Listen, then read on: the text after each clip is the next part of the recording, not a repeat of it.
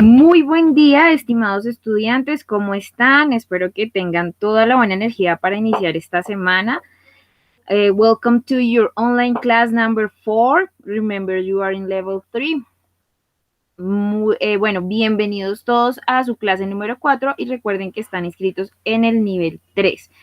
Hoy, pues durante esta semana, iniciamos el tema de los modal verbs. Muchos de ustedes ya conocen lo que es un modal verb y para esta clase tenemos este objetivo, to give advice, requesting and expressing obligation, ¿ok? Ese es nuestro objetivo para la clase, que aprendamos a dar un consejo, que aprendamos a decir de una manera formal y con modales cuando requerimos algo o expresar una obligación, ¿sí? Entonces, ¿qué es un modal verb?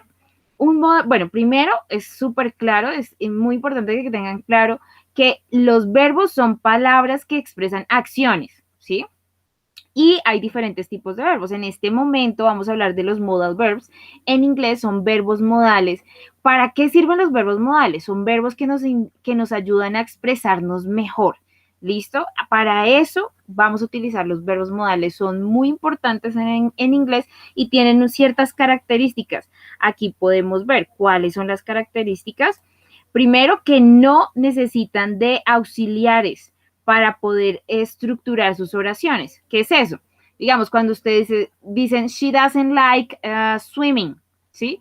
Ahí, para poder hacer la negación, necesitamos el does o el do en presente simple. Eso es un auxiliar.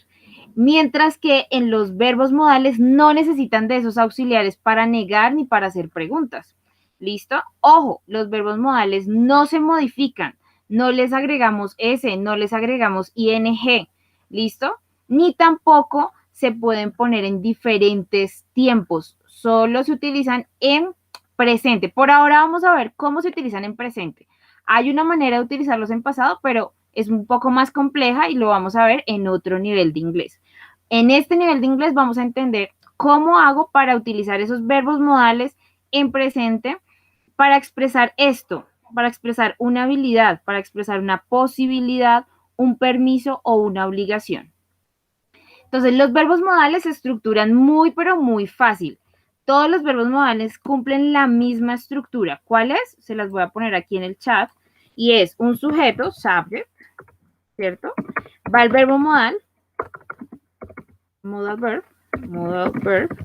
Siempre el verbo modal va a estar acompañado de otro verbo. Ese verbo es el que me va a indicar la acción, ¿listo?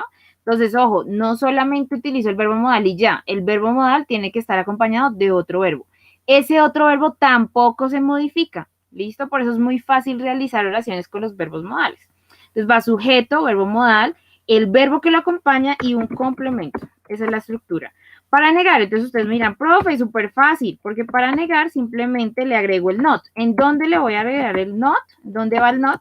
Va a ir después del verbo modal, ¿sí? Entonces va sujeto, verbo modal, después va el not, que es la negación, después va el verbo que lo acompaña y el complemento. Algunos verbos modales se puede hacer contracción con la negación, es decir, el verbo can con el not queda cannot y contraído queda can't. Eso se puede hacer con algunos verbos modales. ¿Listo? Y para preguntar cuál es la estructura, como siempre les digo, pongo algo de primeras. ¿Qué es lo que va a poner de primeras? El verbo modal. ¿Listo? El modal verb va de primeras. Luego de eso va el sujeto.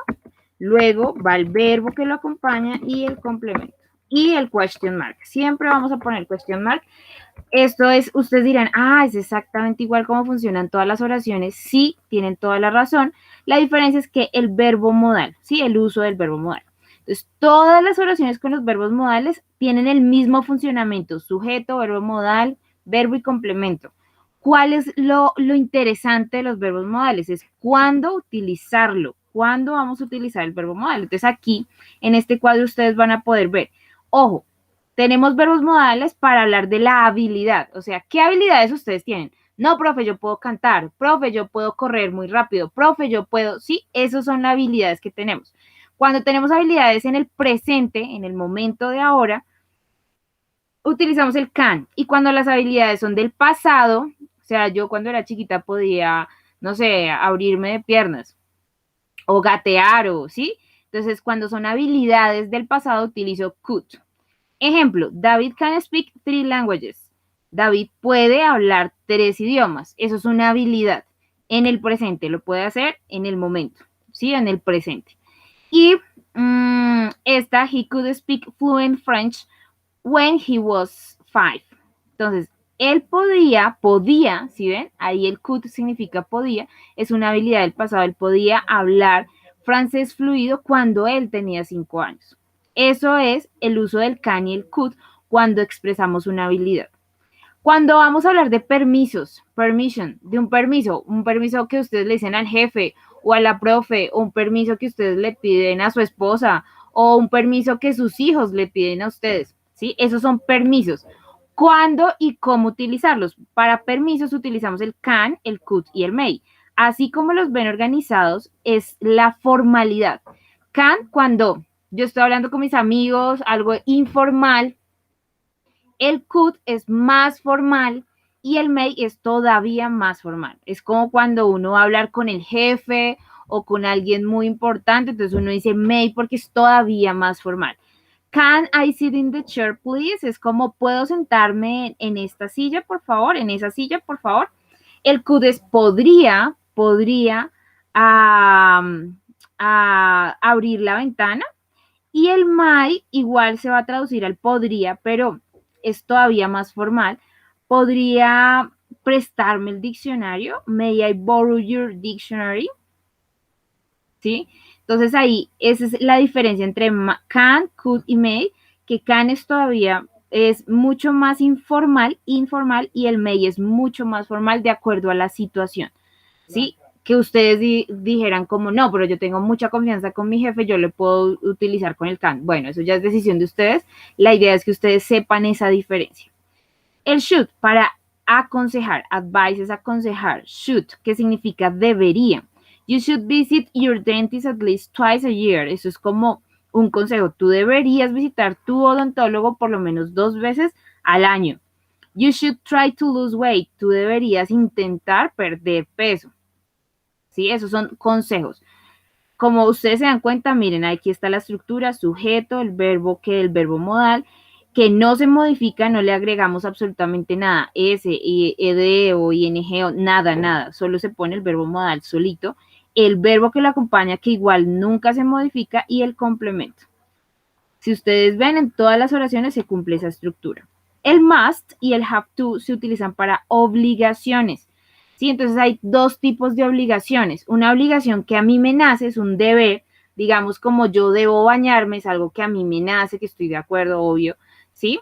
Y el have to es algo que yo tengo que, alguien externo o una entidad me obliga a hacer algo. Ejemplos, yo puedo decir, I must take a shower, yo debo bañarme. Si yo lo digo así, yo voy a entender que estoy de acuerdo con ese deber. Pero si yo digo, I have to take a shower, yo tengo que bañarme, es como si yo no quisiera, pero me toca hacerlo, ¿sí? También el have to expresa una necesidad, tengo que hacer algo, ¿sí? Es una necesidad de. Aquí tenemos un ejemplo, I must memorize all of these rules about tenses, debo memorizar todas estas reglas acerca de los tiempos, esto es un deber en el cual ustedes están de acuerdo, y you have to take off your shoes before you get into the mosque, ¿sí? Es como tú tienes que quitarte los zapatos antes de entrar, ¿sí? Entonces es, ojo, no es si tú quieres o no quieres, es que te toca hacerlo. El have to es eso, el tener que hacer algo.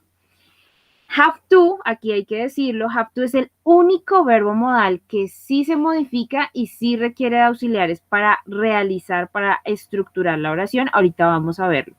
Y en possibility son posibilidades, cuando yo expreso la posibilidad de algo. Ejemplo, yo veo caminando a una mujer alta, de cabello rubio, y yo conozco una amiga mía que es así y se llama Luisa. Y entonces cuando yo la veo, yo digo, uy, ella podría ser Luisa o ella debe ser Luisa, ¿sí? Entonces ahí es cuando expreso una posibilidad, eso puede suceder, ¿sí? ¿Cuáles utilizo? El might, el may, el could y el can, ¿sí? Para hablar de eso, de posibilidades. It looks nice, como luce bien, but it might be very expensive, pero podría ser muy caro, ¿sí? Ese might es como un 50-50, podría ser muy caro. Richard may be coming to see us tomorrow, como podía, Richard puede estar viniendo para vernos mañana, ¿sí? Es una posibilidad. Entonces, ojo, aquí lo que ustedes se tienen que entender y tienen que comprender y aprender a utilizar es cuándo, en qué momento de utilizar cada uno de estos verbos, porque en una misma situación yo puedo utilizar diferentes verbos, pero expresan cosas diferentes. ¿Listo? Aquí tenemos ejemplos como la función gramática que tiene cada uno de los verbos, como el could. Bueno, para que ustedes vean, ya les hablé de las diferencias en cada uno de los verbos anteriores. Ahora vamos a profundizar en el should, el have to y el could. El could, como les decía, es más formal que el can. Expresa habilidades en el pasado, posibilidades, permisos y una request formal, que es un requerimiento formal, como could you close the window? Eso es, ¿podría usted cerrar la ventana? Es un requerimiento, algo que yo necesito que haga otra persona de una manera formal. ¿Cuál es el más formal de todos? El may, ¿sí? Mary could eat something. Es una habilidad en el pasado. Mary podía comer algo, ¿sí? Possibility, it couldn't be dangerous, como no podría ser peligroso. Es una posibilidad, esto no podía ser peligroso, ¿sí? It couldn't be dangerous. Para expresar un advice, you should see a doctor, you shouldn't smoke, what should I do? Como se dan cuenta, tenemos preguntas, tenemos estructuras negativas y estructuras positivas que cumplen precisamente con lo que les expliqué en el principio. Para preguntar siempre ponemos el should de primeras y si es una pregunta WH, pues el WH va de primeras, como acá, what should I do? ¿Qué debo hacer yo? ¿Qué debería hacer yo? Y para preguntas en las obligaciones, como les decía, es importante que ustedes sepan que es el único verbo modal que sí se modifica y que necesita de auxiliares. ¿Qué quiere decir eso? Que cuando tenemos terceras personas no decimos have to, sino decimos has to porque es una tercera persona. He has to o she has to o it has to get some pills. Para preguntar necesitamos del do y el does de acuerdo al pronombre. Entonces decimos, does he have to go on an empty stomach? ¿Sí? O do he have to, do we or do I, de acuerdo al pronombre utilizamos el do. Recuerden que el do es para I, you, we, they. Y entonces aquí en la pregunta tenemos que poner de primeras el auxiliar, el do o el does. Y para negar, utilizamos el doesn't para terceras personas, she, he, it, y el don't para I, you, we y they. No, he doesn't have to go on an empty stomach. Como, no, él no tiene que ir con el estómago vacío. ¿Listo? Bueno, esta es la manera como funcionan. Esta es la manera como funciona el único verbo modal que es diferente, el have to, y del resto de verbos modales. Ya saben la situación exacta en la que utilizamos, o sea, cuándo utilizarlos. Ya sabemos la estructura. Ahora vamos a practicar. Let's practice. Okay, it's important to clarify, es importante clarificar que cuando hablamos de posibilidades y certezas, utilizamos el must cuando estamos 100% seguros. O sea, cuando yo digo, no sé, veo pasar a un señor en la acera de al frente y digo, uy, él debe ser el arquitecto, ¿sí? Y estoy 100% seguro. Entonces digo, he must be the architect that I needed, ¿sí? Entonces, cuando estoy 100% seguro de una certeza, digo el must, que es debe. Debe ser o él debe estar, digamos que me preguntan, bueno, ¿y dónde está tu mamá? Y yo digo, no, ella debe estar de compras, ¿sí? Entonces ahí utilizo el must be o el must de acuerdo al verbo, ¿sí? El might, el may y el could expresan una posibilidad o una certeza del 50%, ¿sí? Esto podría ser esto, ahí hay una certeza de un 50%. Y el can't En negación, cannot es un 100% de no ser. O sea, cuando yo digo, no, es que esto no puede ser. It can be possible. Es porque no hay una posibilidad cero de que pueda ser o que pueda suceder. Cuando yo digo, I can't, or it can't happen to me, como no puede sucederme a mí, ¿sí? Es como estoy en la certeza del 100% que no es, ¿sí? En cuanto a negación, utilizamos el cannot, que es que algo es imposible que sea, ¿listo? Este es nuestro primer ejercicio de la clase y en este ejercicio tenemos diferentes imágenes. Ustedes van a construir diferentes oraciones que tengan esta estructura. I am going to, después aquí completan el I'm going to, ya lo hemos utilizado en las clases anteriores, ya lo aprendimos, el I'm going to, que es un plan. I'm going to, ejemplo, y aquí tenemos el ejemplo. I'm going to take a camera because I might want to take some photos, ¿sí? Entonces, ahí vamos a utilizar el I might o el it may. Los dos expresan una posibilidad, una certeza del 50%. Aquí no hay ninguna diferencia entre el might y el may, solo que el might es menos formal que el may. ¿Listo? Entonces aquí dejen volar su imaginación, hagan oraciones, por favor, coherentes y de acuerdo a las imágenes, ¿sí? Entonces aquí tenemos sunglasses, umbrella, sweater or hoodies, cell phone and a map, ¿sí? Entonces yo voy a, digamos, con el mapa podríamos decir como yo voy a viajar porque esto podría ser beneficioso para mi salud o porque esto podría ser divertido o porque yo podría conocer muchas personas. Bueno, ahí hay diferentes posibilidades en las que ustedes puedan crear oraciones. Deben, ojo chicos, deben crear una oración por cada una de las imágenes. O sea, aquí van 6 oraciones. ¿Por qué? Porque yo les voy a preguntar de cualquiera. ¿Listo? Con esta estructura. Aquí siguen los ejemplos. I'm going to use sunscreen because it might be sunny. Miren aquí el sunscreen. ¿Sí? I'm going to. Aquí tenemos otras 6 imágenes. Entonces, de nuevo, sean muy creativos con sus oraciones y deben aquí realizar otras 6 oraciones con esta estructura. I'm going to.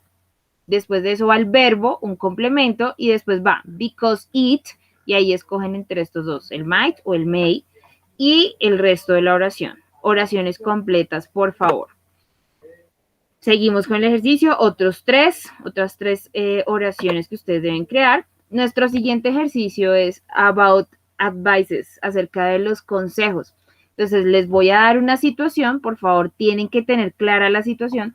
My friend has told lies about me and I'm angry. What should I do? ¿Sí? Mi amigo ha dicho mentiras sobre mí y estoy muy enojado. ¿Qué debería hacer? ¿Sí? Entonces aquí en cada una de estas hay diferentes situaciones. I want to improve my English pronunciation. What should I do? I forgot my best friend's birthday yesterday. What should I do? Wow. I'm falling in love with my best friend's girlfriend or boyfriend. What should I do? The next one, I have problems getting to sleep at night. What should I do? I have a very stressful job and I need to relax. What should I do? Entonces, para cada una de estas situaciones, son 6 situaciones, deben dar consejos a esas personas. Bueno, tú deberías hacer esto, tú deberías hacer esto. ¿Listo? Recuerden que deben dar un consejo para cada una de estas situaciones. Y por último, this is our last exercise. Este es nuestro último ejercicio. Ustedes van a crear reglas. El must se utiliza para reglas, lo que se debe hacer, ¿sí? Y lo que está prohibido hacer, porque el must not se utiliza para prohibiciones. Entonces aquí ustedes van a crear 3 reglas por cada lugar, ¿sí? Talk about some rules you have to follow in these places. Entonces acá tenemos diferentes lugares, at work, at home, ex university, y entonces en cada lugar me van a decir qué se debe y qué no, y qué está prohibido, ¿sí? Son 3 reglas. Entonces ustedes me van a decir, bueno, algo que esté prohibido y 2 reglas que uno tiene que seguir en el trabajo, en la casa y en la universidad. Y con esto, chicos, terminamos la clase. Recuerden que al final de la clase siempre hay un quiz donde verificamos qué tanto hemos aprendido. Por favor, échenle ganas, estamos ya terminando el proceso, estamos en la recta final, entonces sigan con su compromiso. Cualquier cosa que ustedes necesiten, ya saben cómo contactarme. Los espero en las sesiones de dudas y preguntas para aclarar cualquier inconveniente o duda que ustedes tengan. Y que tengan un excelente día, cualquiera que este sea. Have an excellent day, whatever day it is. Bye bye, everyone.